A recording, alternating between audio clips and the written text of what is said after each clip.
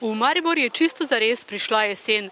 Grajski trg, pa tudi Trg Svobode sta se spremenila v eno tako veliko tržnico z veliko sadja, z veliko zelenjave, z veliko zelenja in Mariborčani so verjetno zelo veseli, ker lahko zdaj v mestnem središču kupujejo tisto, po kar je običajno bilo treba oditi na kmete.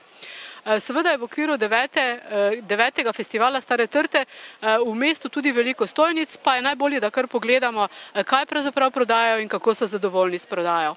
Kako vam je prav všeč ta možnost, da lahko v tem tednu, ko je festival Stare trte, prodajate v središču mesta? Mi je zelo všeč, je kar. Ja, lepo, nekaj se proda, dosti se da videti, ne, tako da je kar. In po čem Mariborčani najpogosteje povprašujejo? Različno, ne, sorta, tudi od cene odvisno, kvalitete, okusa, no, to je stvar za, ne. Na tej tržnici sredi mesta vidimo tudi veliko teh naravnih pridelkov iz buč. Kaj pravzaprav ponujate? Ponujamo predvsem bučno olje in bučna semena, s tem, da jih predstavljamo na raznorazne načine, in sicer z raznoraznimi namazi, skutni namaz ali pa namaz z bučnimi semeni, pa tudi sladke stvari so z bučnega olja in bučnih semen.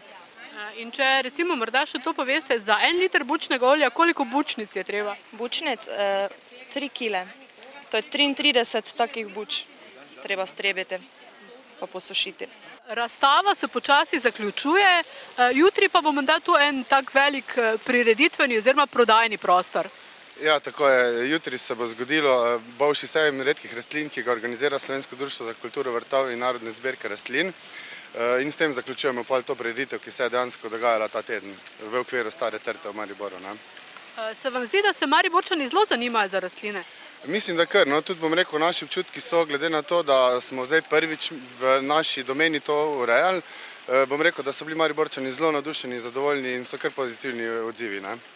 Katere so recimo te redke rastline, ki jih boste jutri prodajali? Zdaj to so razne trajnice, zelene rastline, ki se dejansko v takih normalnih vrtnarijah ne dajo dobiti.